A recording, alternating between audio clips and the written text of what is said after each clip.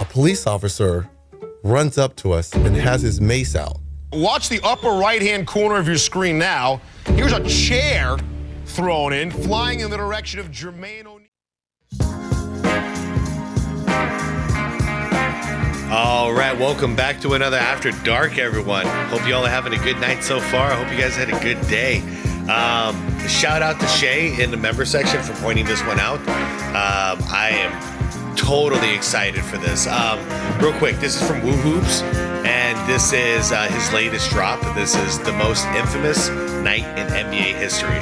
We're talking about the Malice at the Palace today, and this is great because it has been requested a lot in the comments that I react to a video regarding this. Guys, I saw this over and over and over again.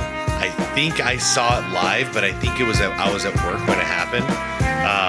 But we had a TV on. It was in a restaurant, so I think we had the game on. And then obviously after that, I watched the footage over and over and over again because we've never seen anything like this. Hell, I've never seen anything like this ever since. This is such a wild situation, and I will always look at that person who threw the beer at Ron Artest's face. Like, that's the trigger point. That was the one that just, like, that was the spark that just blew everything up. And hearing now, later on, hearing the testimonials from every individual, it's been very interesting. Because Ron Artest was trying to, meditate, to just calm down so he didn't do anything crazy. But then someone throws freaking beer right on his face while he's doing that, and he snapped. So anyways, you guys, the ripple effects of this and everything, there's so much to this. So anyways, shout out to Chae. Thank you. Good looking out on finding this one. I'm going to link the original video down below in the description for Woo Hoops. So if you guys want to check it out, the link is right there for you. Nothing else to say. I'm ready to get right into this. So please like the video. I'd appreciate it. Shout out to members, and let's do this. The date is November 19th, 2004. The NBA has just changed forever. This is going to change the climate of the NBA. Now Artest has jumped over the scorer's table and is trying to get down to the bench. A police officer runs up to us and has his mace out. Watch the upper right-hand corner of your screen now. Here's a chair thrown in, flying in the direction of Jermaine O'Neal. After decades of rebuilding the league's image, the narrative is now out of their hands. It is clear American sports fans hate professional athletes. Talking to people who suffered injuries and were victims in that, put together and presented to the Oakland County Prosecutor's Office. But let's go back a couple of hours. One thing I do forget is how much time was on the clock when the game got called, because that does play into whether or not the starters should have been out there. I'm sure we'll cover it. This story will start not with the one who was directly involved in the melee, but rather the man who is currently ushering him into the locker room. Okay. He doesn't know it right now, but as much as this brawl would have an effect on the NBA, it would also alter the trajectory of his own career and legacy. Yeah. The name Reggie Miller is now synonymous with Indiana. However, it wasn't always the case. After a stellar career at UCLA, Reggie Miller would be drafted 11th overall in 1987 by the Pacers. Yeah, talk about ripple effects, man. This was probably his best chance at a championship. To the chagrin of the fan base, who wanted the Pacers to draft local star Steve Alford instead. Really disappointed that we can't go watch him. We wish that he'd be here in Indiana and we would have been there. No, that's not right. So they're stupid. Wow. However, Miller would quickly win over the fan base with an unparalleled superpower. Miller for three. Yes. I didn't realize that he was unwelcome there in the beginning. Well, not unwelcome, but they had a hometown hero they were wanting instead. In a 1991 Sports Illustrated article, it would be revealed that Magic Johnson had been trying to court Reggie away from the Pacers to the Lakers. Miller spurned Magic's suggestion. Instead, Reggie signed a 6-year, $17 million deal with the Pacers. Quote, I want to do what guys like Magic and Larry have done, he says. I want everybody to know who the Pacers are. From 1993 onwards, Reggie Miller would indeed become a household name. And that's why I always respected him. Under head coach Larry Brown, Indiana would evolve into a contender in the East, known for their seemingly yearly battles with the Knicks, cementing Reggie's clutchness in NBA lore. Reggie always getting away with those two-hand shoves. His most notable battle would come against the Chicago Bulls in the 1998 Eastern Conference Finals, where the Pacers would push the Bulls all the way to Speaking a of the Game 7. devil. Gets it in the middle for the win. Nice usage of the word push there, Woo. The toughest series for the Bulls' championship run. But even after Jordan's retirement, the door never truly opened. A couple seasons later, Reggie would make his first ever finals, where he would lose to the newest NBA dynasty. And the Lakers are the 2000 NBA champions. Despite all the clutch shots, the iconic moments, the Pacers never broke through. And that summer, a new chapter will begin in Indianapolis. Yep, young blood. Before we continue, a quick word from today's sponsor. I'm so excited to go see more live NBA games next year, which is why I want to give today's sponsor SeatGeek a huge shout out. With over 28 million. I'm curious how you guys feel about it. I miss being able to be excited about going to a basketball game. The boys, we've been talking about, like my buddies, we've been talking about going to a game for like the last 2 years. But every single time we really consider it, we look at the prices and we're like, okay, how would we feel if like so-and-so and so-and-so doesn't show up to play and they load manage? And we're like, oh man, I don't know if we should spend this money. You know, like it sucks that that's what's going on psychologically, but it really is. I don't know who's going to show up to play. So it's like, if it was like $50 or something, I'd be willing to do it. But for hundreds of dollars, that's a risky gamble. Downloads, SeatGeek is the #1 rated ticketing app. There are more than 70,000 events listed on SeatGeek, including concerts, sports, festivals, and more. Gotta love the music NFL in the schedule background just here. came out, which means football is around the corner. Plus, MLB is back, and the Club World Cup is in the US this summer. I love using SeatGeek, and I get all my NBA and MLB tickets through SeatGeek. Each ticket is rated on a scale of 1 to 10, so you know when you're getting a good deal. So look for the green dots. Green means good, red means bad. Plus, every ticket is backed by their buyer's guarantee. And you know I came through for you guys. Use my code WooHoops10 for 10% off your next set of tickets at SeatGeek.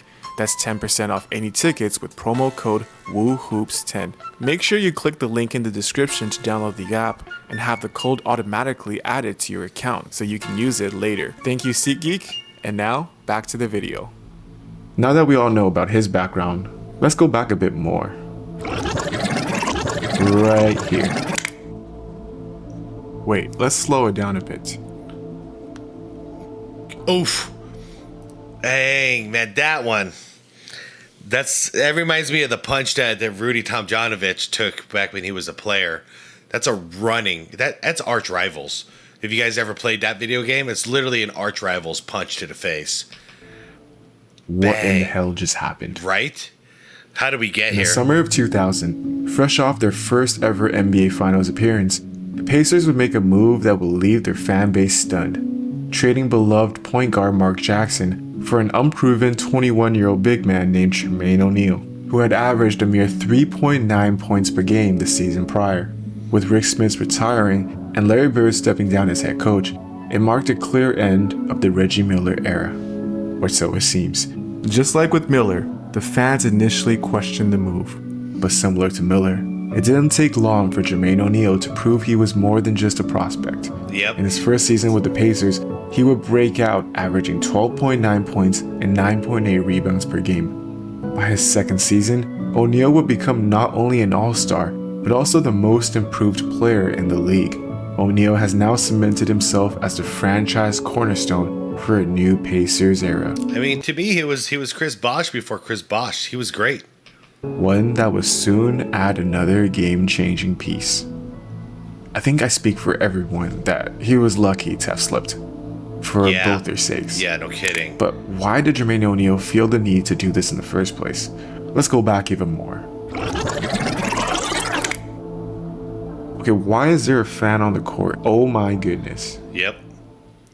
It's complicated too, because that's the stage.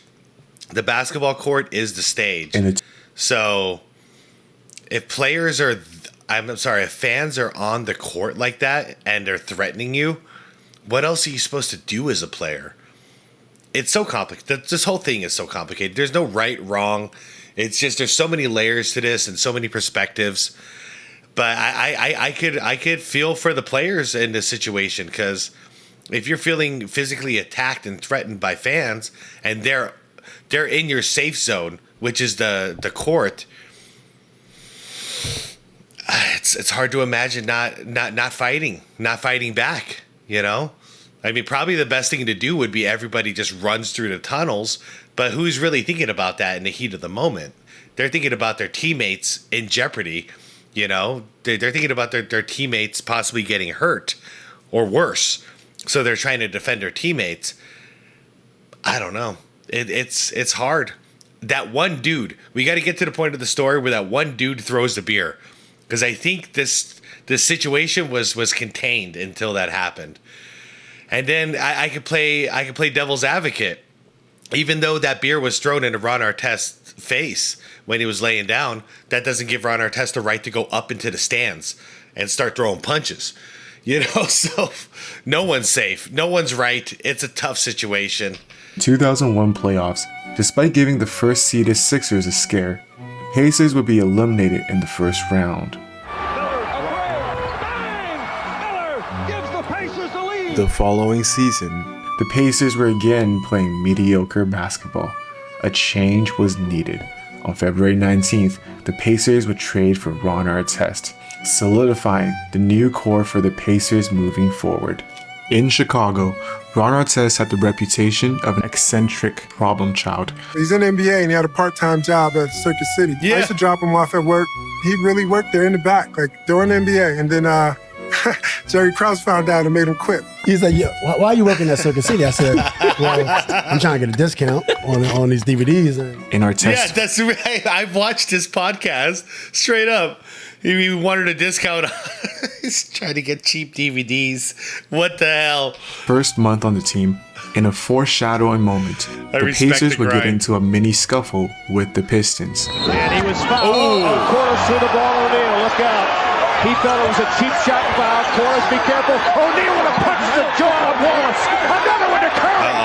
Somebody's going to light him up. That season, they would enter the playoffs as an 8th seed, forcing a Game 5 in the first round, and almost steal. I don't remember. I'm sorry, you guys. I want to watch this one more time because I don't remember this scuffle. Team. In a foreshadowing moment, the Pacers would get into a mini scuffle with the Pistons. And he was fouled. Corliss threw the ball. O'Neal, look out. He thought it was a cheap shot. There's a shove. Corliss, be careful. O'Neal would have punched the jaw of Wallace. Another one to Curry. Somebody's going to light him up. Okay, yeah, Ron Artest looks like he's trying to break it up, but he might have been the first punch. But I think that might have been Jermaine. Jermaine was the instigator here. He was throwing punches left and right. That season, they would enter the playoffs as an 8th seed, forcing a Game 5 in the first round, and almost stealing the series off more heroics by Reggie Miller. Here's a three. Yeah! Monster. Yeah! After 2 overtimes, the Pacers would run out of gas and be eliminated. The Nets will make it all the way to the finals before being swept by the Shaq and Kobe Lakers. Damn. J Kidd 31, 8, and 7. Damn. I think a lot of us forget just how good he was. Kenyon Martin, 29. Half of those are probably lobs. Reggie Miller, 31 points, 8 of 14. Did he shoot? He shot 14 threes that game? Am I reading this right? Wow. Lakers for their final championship. Unlike with O'Neal, Artest's development in Indiana would require a bit more patience. With Artest's anger issues becoming a bigger problem than expected, the Pacers would suggest for Artest to get therapy. Whoa. Problem than expected, the Pacers would suggest for Artest to get therapy. Okay, I saw that wrong. Ronnie seemed to go from 1 to 100 real quick. Yeah. And at a point, I just questioned whether he could control it. I know that it's a dangerous thing when someone just short circuits like that and just completely pops. And so that's why we tried to get him help, and we eventually did.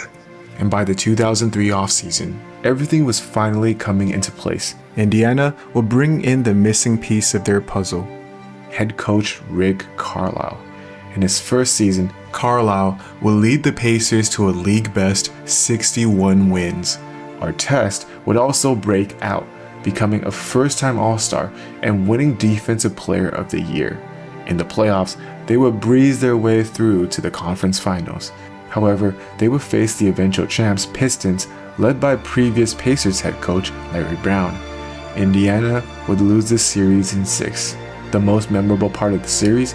In Game 2, while up 1-0 in the series with a chance to tie the game, Reggie Miller would be infamously blocked by Tayshaun Prince. Reggie Miller! Oh. And it's blocked again! I always think he went up soft there. It's also symbolic of where Reggie is in his career. We've seen Reggie two-hand dunk so many times. So many times. Should have done it this time, man.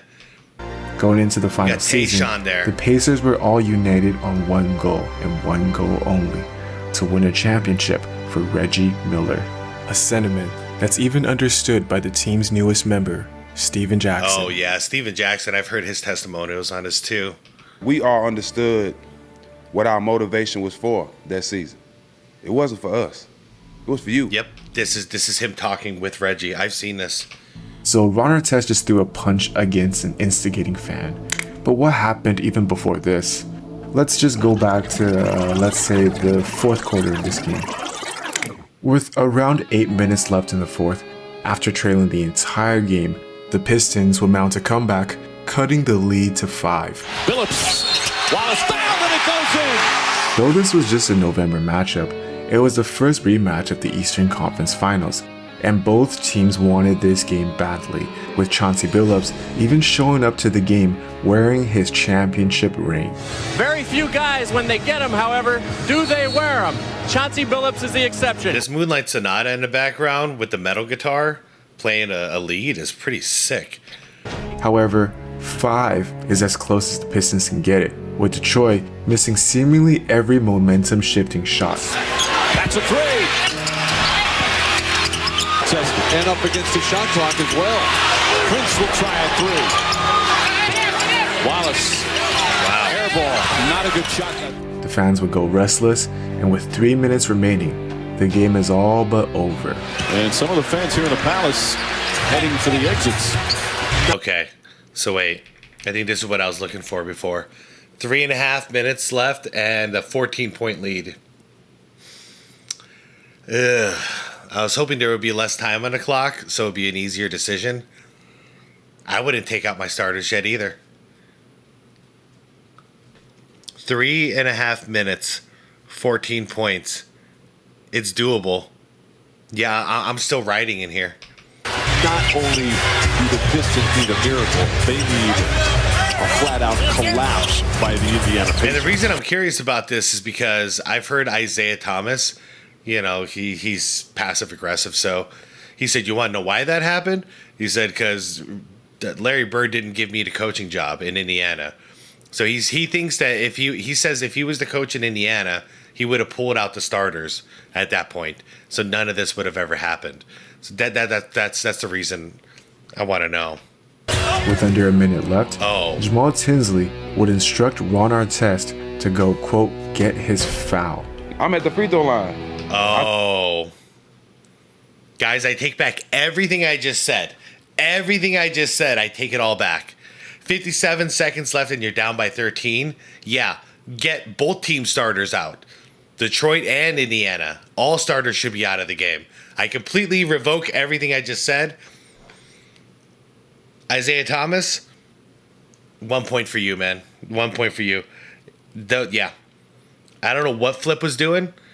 But, yeah, all those starters should have been out of the game. I turn around, I hear Jamal say something to you. If you got any type of shit you want to get off your chest during the game, Jamal's going to be the one to remind you, okay? Trust me, he don't forget nothing. Artest would oblige, fouling Ben Wallace on the other end. Wallace was not in the right headspace today. Wallace came back in their last game. He had missed the previous 2 because of the death of his older brother. Wallace would respond with this. That's a hard foul, Ron. Wallace did. Wallace right at Artest. This has potential to be serious. Now Artest has had a stellar night and is coming into this game already under loads of controversy. The law is still coming out on November 23rd, so let's just go get the album. At halftime, he will also give this now forgotten interview. All right, Ron, thanks for your time. The law coming out November 23rd. He just won't let it go. He was so close to just doing it so right. After being shoved. Remember when everyone was a rapper in the NBA, man? I still got to hear like what Kobe Bryant sounded like as a rapper. As you guys told me that's a real thing. Artest would respond by laying on the score. Yes. So, okay.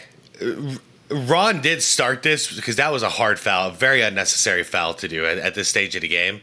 They should be out of the game anyways. So first strike on the coach. Players should have been out. But it looks like that's exactly what they were trying to do.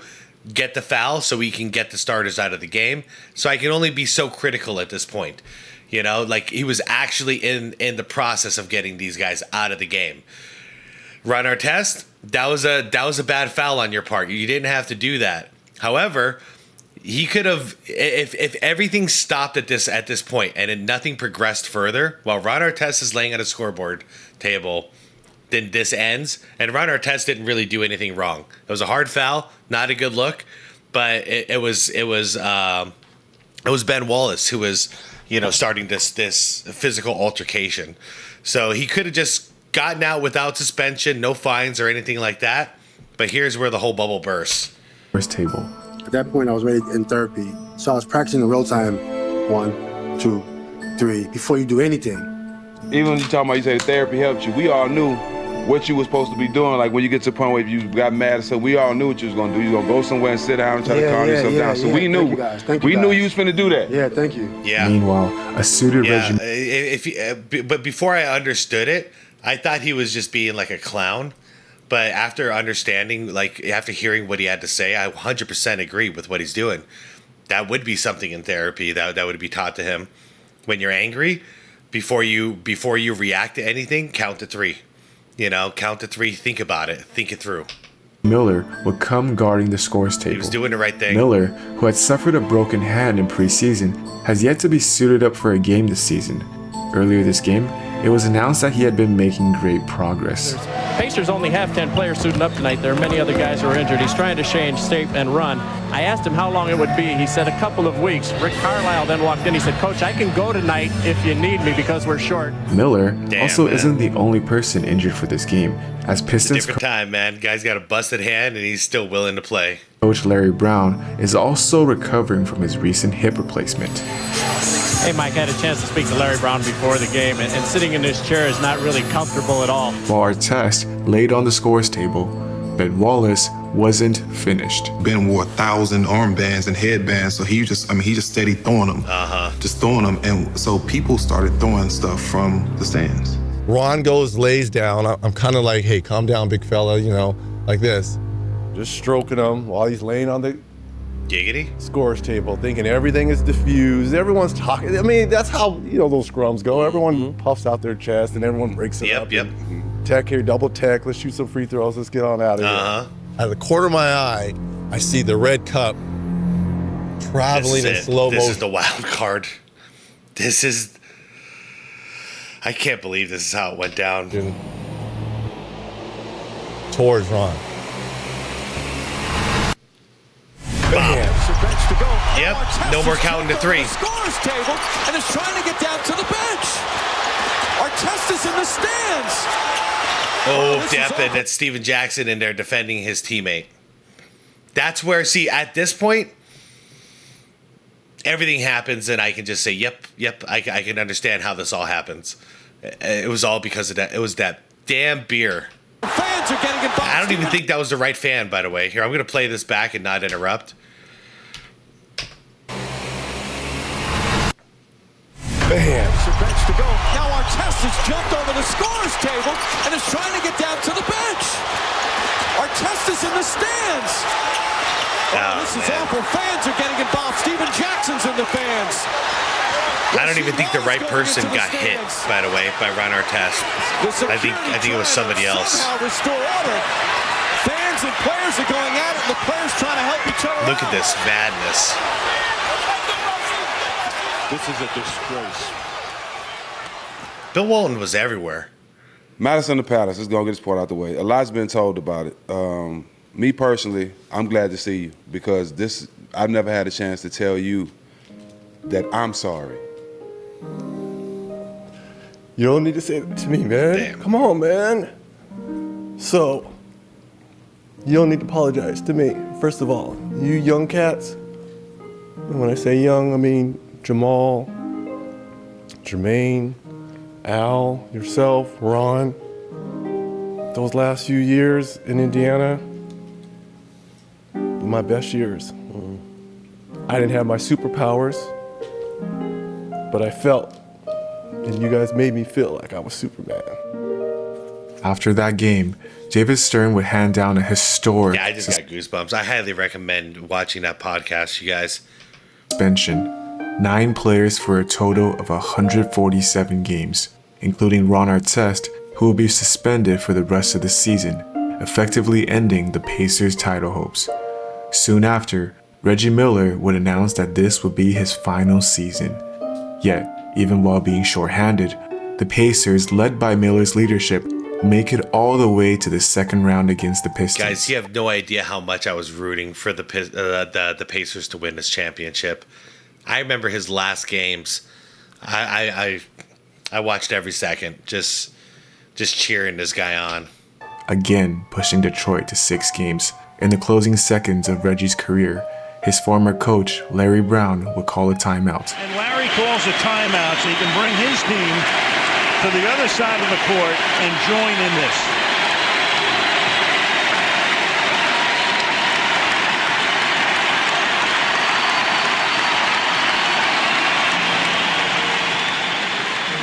To this day, Reggie Miller is still the face of the Indiana Pacers.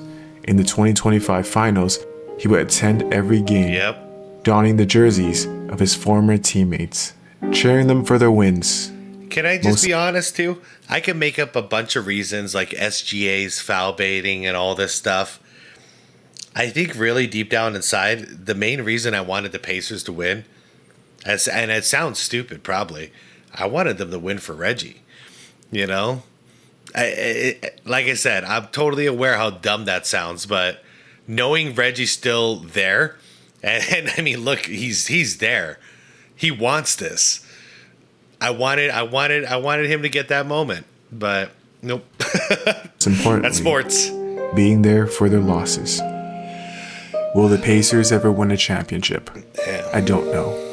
But what I do know is that if they do, Reggie will be there, celebrating it as if it was his own. Wow, and how fitting is this that this video comes up as the suggested. Well done, well played, Woo.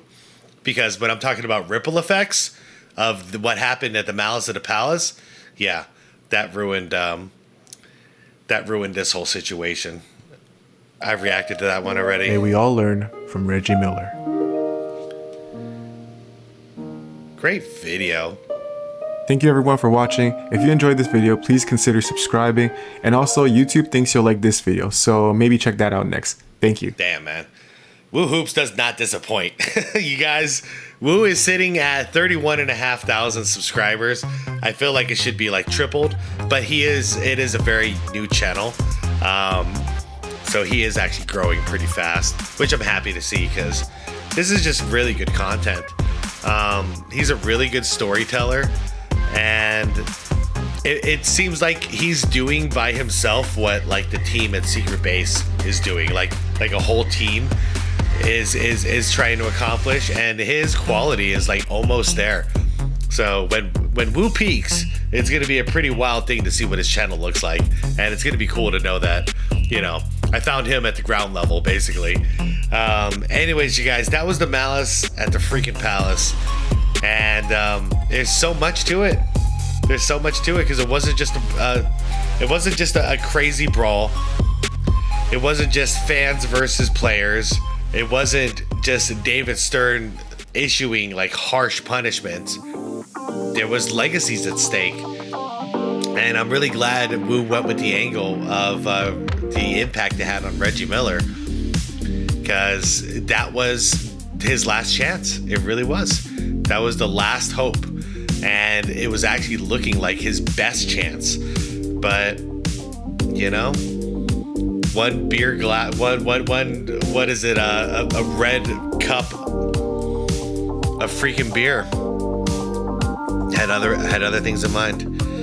Anyways, I don't know what else to say about it. It's a sad thing that it happened. And you can't just like point the blame at anybody, especially rewatching it again. You know, we could say, oh, Ron Artest, that was a bad foul. You know, I think you can say, oh, Ben Wallace, you overreacted. But then knowing that he just lost a family member right before this, it's like, okay, well, yeah, his mental's not all there 100%. Jeez. And then you can blame the person who threw the beer. Or you can blame Ben Wallace again for throwing up his headbands into the stands, you know? Or you can blame Steven Jackson for throwing a punch in the crowd. There's just way too much to this. Sometimes, I hate to say it, but shit happens. You know, this is just one of those situations. One thing led into the next, and it was a domino effect. Next thing you know, we got a Katamari effect, and it's just growing and growing and growing. And all I gotta say is this was really bad, but can you guys imagine how much worse this could have been if they didn't find a way to break this all up, and it literally became the entire crowd against what would it be, about 15 players on each side, so about 30 players and the coaching staff, so probably like 50 people on the floor versus thousands of fans. Like, this could have ended up really, really bad. So I'm glad it didn't end up worse than what it was, but it was already bad enough. You know, hopefully they beefed up security and all this just to be on standby for these situations, so they can really just separate crowd and players if this does break out. But I'm sure they have, because this blew up the league for a little while there. Everyone was shocked. Anyways, you guys, I'm out of here. Consider subscribing over to Woo Hoops if you enjoyed this. Yeah, like my vid if you enjoyed it. Subscribe to the channel if you want more content like this. Hit me up in the comments, and we'll have a good conversation like we always do. And most importantly, my friends, is to be water, my friends. Peace out, okay?